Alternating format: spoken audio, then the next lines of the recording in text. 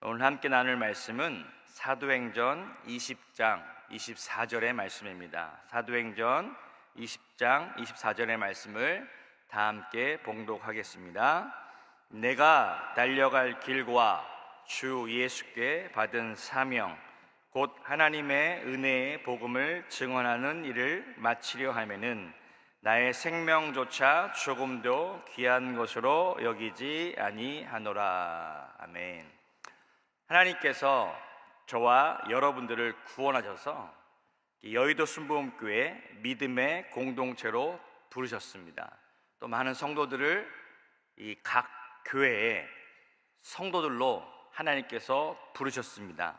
교회는 에클레시아라고 하는 그런 뜻으로 부르심을 입은 자들의 모임이다라고 이야기하고 있습니다. 그 부르심을 입은 자들에게는 하나님께서 주시는 그런 사명과 은혜가 있는 줄 믿습니다. 곧 우리가 하나님의 부르심을 받아서 교회 공동체에 모여서 하나님께서 원하시는 일을 해 나가는 것, 그 사명을 완수하는 것이 곧 우리들을 향한 하나님의 부르심이요, 또 우리가 교회에 모여 신앙생활을 하는 이유라고도 이야기할 수 있습니다. 하나님께서 우리를 부르셨습니다. 특별히 여의도 순복음교회 많은 성도들을 불러주셨고, 또 함께 이 아침에 예배하는 많은 분들 또한 그 각 교회를 향한 하나님의 부르심이 있다는 것입니다. 사도 바울은 그것에 대해서 이렇게 이야기합니다. 내가 달려갈 길이 있다. 그러면 저와 여러분들, 우리가 달려갈 길은 무엇인가? 사랑하는 성도 여러분, 여러분은 지금 무엇을 위해 달려가고 있습니까? 그 사도 바울의 표현은 참 멋있습니다. 그냥 걸어가는 것도 아니고 무언가 하나님께서 우리를 부르신 그 목적, 그 부르심과 사명을 향해서 내가 달려간다 라고 표현하고 있는 것입니다. 거기에는 어떤 열정, 또 열심, 또 어떤 기대와 소망이 있는 줄 믿으시기 바랍니다. 오늘 이 새벽에, 오늘 우리도 함께 이 말씀을 생각하면서 과연 나는 무엇을 위하여 지금 달려가고 있는가? 많은 분들이 직장생활도 하시고 또 비즈니스도 하시면서 또 이렇게 가정을 돌보면서 우리에게는 많은 주어진 일들이 있습니다. 그러면서 우리 개인적으로도 뭔가 이렇게 열심히 기도하면서 달려가는 길이 있는 줄 믿습니다. 그러나 우리가 오늘 말씀을 통해서 함께 또 생각해 볼 것은, 하나님께서 과연 이 교회로 부르셔서 우리가 같이 신앙생활을 하면서 하나님께서 우리를 향하여 원하시는 그것은 무엇인가? 우리가 달려가야 될 그 목적, 하나님께서 우리를 부르시는 목적은 무엇인가? 그것을 말씀을 통해서 함께 이야기하고자 합니다.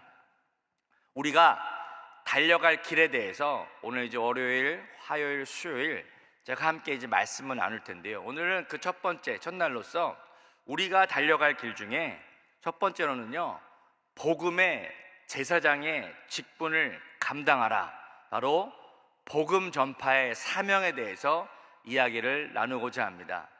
이 사명은요, 하나님께서 저와 여러분을 부르신 목적인 것입니다. 그래서 우리가 감당해야 될 사명이 있는데, 사도 바울은 첫 번째로 복음 전파의 사명에 대해서 이야기했습니다.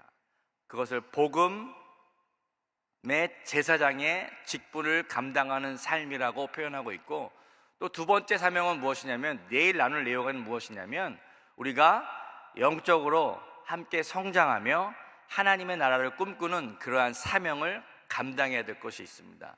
그리고 세 번째로는 우리가 이제 그리스도 안에서 이렇게 온전하게 세워져서 우리가 하나님의 그런 부르심을 통해서 다 복음의 제사장의 직분을 감당하면서 우리가 복음으로 인하여 먼저 제자가 되고, 또 우리가 제자가 되어서 누군가를 하나님의 사람으로 이끌어가는 제자와의 사명을 감당해야 될 것이 있다는 것입니다. 첫 번째, 복음 전파의 사명에 대해서 함께 이야기를 나눕니다. 로마서 15장 16절의 말씀을 함께 읽겠습니다. 이 은혜는 곧 나로 이방인을 위하여 그리스도 예수의 일꾼이 되어 하나님의 복음의 제사장 직분을 하게 하사 이방인을 제물로 드리는 것이 성령 안에서 거룩하게 되어 받으실 만하게 하려 하심이라. 아멘.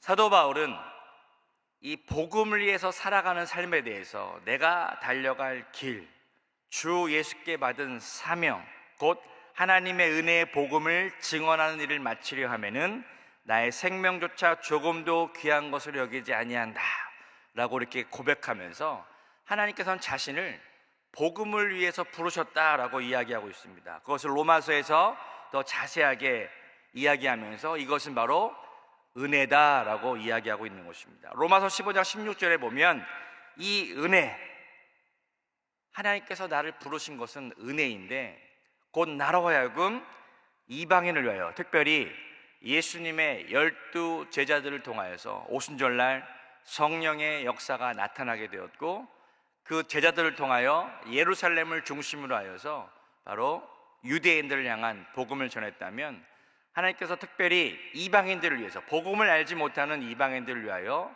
사도 바울을 선택하셔서 그를 통하여 이방인을 향한 복음의 제사장의 그런 임무를 감당하게 하시고, 그를 통하여 이방 지역에 많은 교회들을 세운 것을 볼 수 있습니다.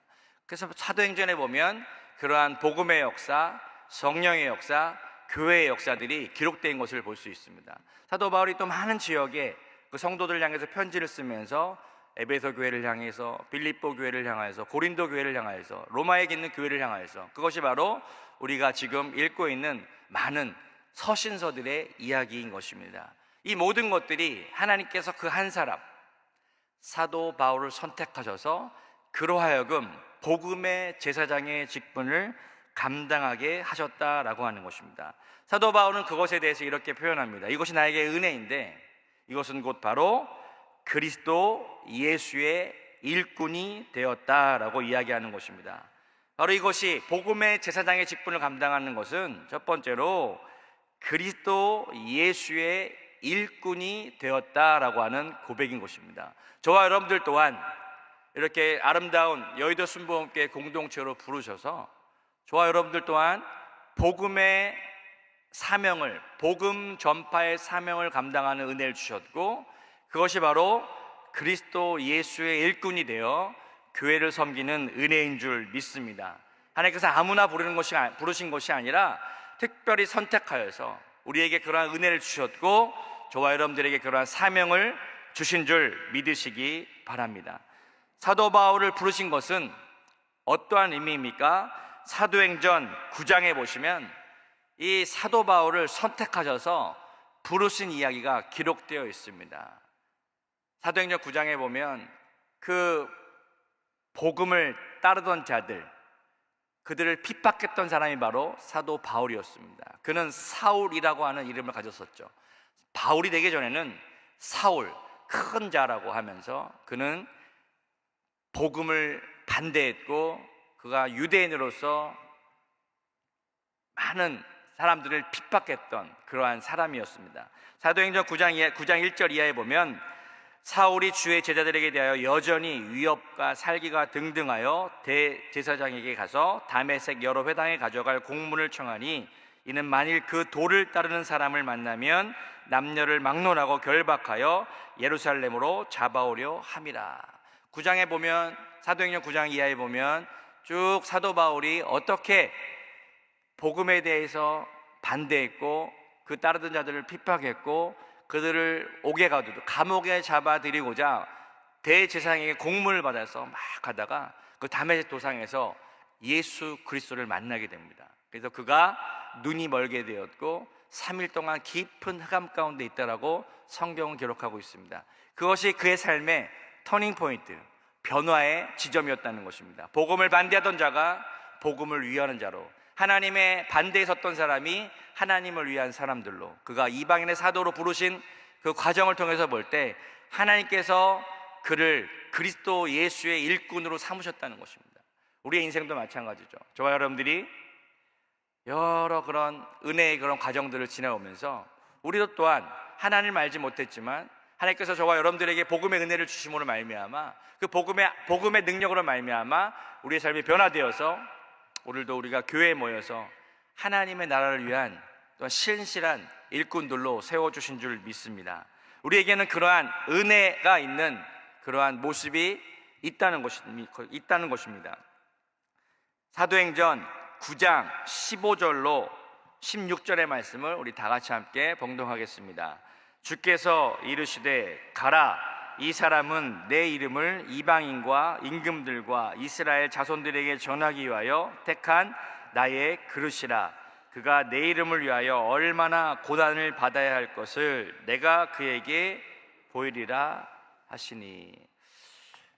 이 9장 15절로 16절에 보면 하나님께서 아나니아라고 하는 사람을 통하여서 그 사도 바울에게 복음을 전하고, 바로 또 그가 그 눈이 멀었던 그 어두움 가운데 있었다가 이렇게 치유되는 그런 사건이 나타납니다. 그러면서 하나님께서 아나니아에게 이것을 말씀하시는 거예요. 사람들은 이 사도 바울의 존재를 두려워했습니다. 저 사람이 그리스도를 따르는 자들을 핍박하고 막 대제사장 그 사람들을 감옥에 가두고 막 복음에 반대하던 자를 하나님께서, 예수님께서 그를 선택하셔서 그를 이 아나니아라고 하는 사람에게 데려가신 거예요. 이 아나니아가 하나님의 음성을 듣게 됩니다. 그러면서 그를 통해서 사도 바울을 향한 부르심에 대해서 오늘 이 말씀을 이게 이야기하고 있는 것이다. 주께서 이르시되, 주님께서 말씀하셨습니다. 가라, 이 사람은, 바로 이 사도 바울은 나의 이름을 위하여 이방인과 임금들과 이스라엘 자손들에게 전하기 위하여 택한 나의 그릇이라. 하나님께서는 그 사도 바울을 선택하셨다는 것입니다. 하나님의 선택하심, 이것은 놀라운 은혜인 줄 믿습니다. 저와 여러분들도 하나님께서 이 시대에 선택하셨기 때문에 오늘 우리는 이 새벽에 이 자리에 나와 있는 줄 믿습니다. 또 하나님께서 저와 여러분들을 우리 여의도 순복음교회 또 각각 어떤 봉사의 자리로 부르신 줄 믿습니다. 거기에는 사명이 있습니다. 부르심이 있습니다. 하나님의 목적이 있습니다. 우리는 그것을 위해서 달려가야 될 줄 믿습니다. 오늘 이 아침에 우리는 그것을 함께 묵상하고, 하나님께서 나를 부르셨구나. 그럼 나를 왜 부르셨지? 오늘 사도 바울의 그런 부르심을 통하여 저와 여러분들의 삶 가운데도 그것을 적용해보고 함께 그 은혜를 나누고자 합니다. 그러면서 사도 바울을 향해서 이렇게 이야기합니다. 이 사람은 내 이름을 위하여서, 그리스도, 예수 그리스도의 이름을 위해서, 하나님의 나라와 복음을 위해서, 이방인들을 위해서, 임금들과 이스라엘 자손들에게 전하기 위하여 택한 나의 그릇이다. 실제로 하나님께서는 사도 바울을 그렇게 사용하셨다는 것입니다.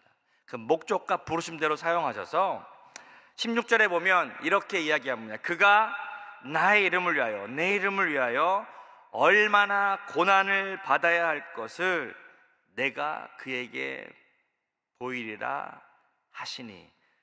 부르심 자체가 고난을 위해서 부르셨다는 것입니다. 사도 바울의 삶이요, 성경을 읽어보면 뭐 복음을 위한 위대한 사도자요, 놀라운 선교를 감당하고 많은 교회를 세우고 많은 영광 가운데 있는 것 같지만, 실제 그의 삶을 보면 오늘 말씀과 같이 그가 그리스도의 이름을 위하여 고난을 받는 자의 모습으로 선택하셨다는 것입니다.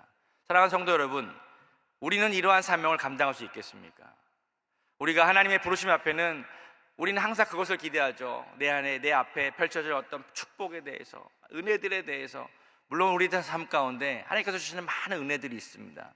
그러나 이 특별한 사명 앞에는 이러한 고난의 그런 모습도 있다라고 하는 것입니다. 하나님께서는 이 모든 것들을 다 포함하신다는 것입니다. 저와 여러분들이 혹시라도 고난과 절망과 어려움 가운데 있다면 우리는 그것에 대해서 낙심할 것이 아니라, 맞다, 내가 복음을 위하여 이 길을 가는 것이 나의 부르심이요, 나의 사명이라면 우리는 끝까지 이 사명을 함께 감당해야 될 줄 믿습니다. 그러나 그 마지막은 하나님의 영광이었고 하나님 나라의 놀라운 그런 은혜인 줄 믿으시기 바랍니다. 오늘 우리는 그러한 과정에 있을 수도 있습니다. 내가 복음을 위하여 살아가면서 때로는 고난당할 수도 있고, 핍박당할 수도 있고, 어려움을 당할 수 있고, 가족에게도 외면당할 수 있고, 많은 상처와 힘들고 어려운 일을 당할 수 있지만, 사도 바울은 그것을 위하여 부르심을 받았다라고 오늘 성경은 이야기하고 있는 것입니다. 얼마나 고난을 받아야 할 것을 내가 그에게 직접 보이시겠다는 것입니다. 사도 바울이 실제로 복음을 전하다가 감옥에 갇혔죠. 40에 하나 감한 매를 3번이나 맞았다라고 이야기합니다. 39대. 그 당시에 로마의 법에 보면 그 채찍에 맞는 그런 형벌이 있습니다. 그러면 40에 하나 감한 매는 39대를 이야기하죠. 왜? 사람이 40번, 40번을 맞으면, 그 채찍에 맞으면 죽을 수 있다는 것입니다.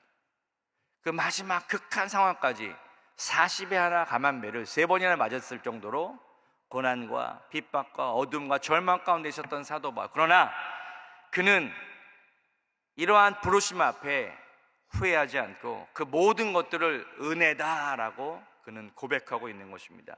그래서 처음에 사도행전 20장 24절을 읽어드렸습니다. 내가 달려갈 길과 주 예수께 받은 사명, 곧 하나님의 은혜의 복음을 증언한 일을 마치려 하면은, 이것에는 영광스러운 그런 모습이 있지만 실제적으로 보면 그는 복음과 함께 고난을 당했고, 복음과 함께 어려움을 당했고, 복음과 함께 힘든 일을 당했지만 그는 그것에 대해서 원망하지 않고, 그 하나님의 부르심에 대해서 이것이 나에게 은혜였고 내가 이 사명을 감당하기 위해서 나의 생명조차 조금도 귀한 것으로 여기지 아니하였다라고 사도 바울은 고백하고 있는 것입니다.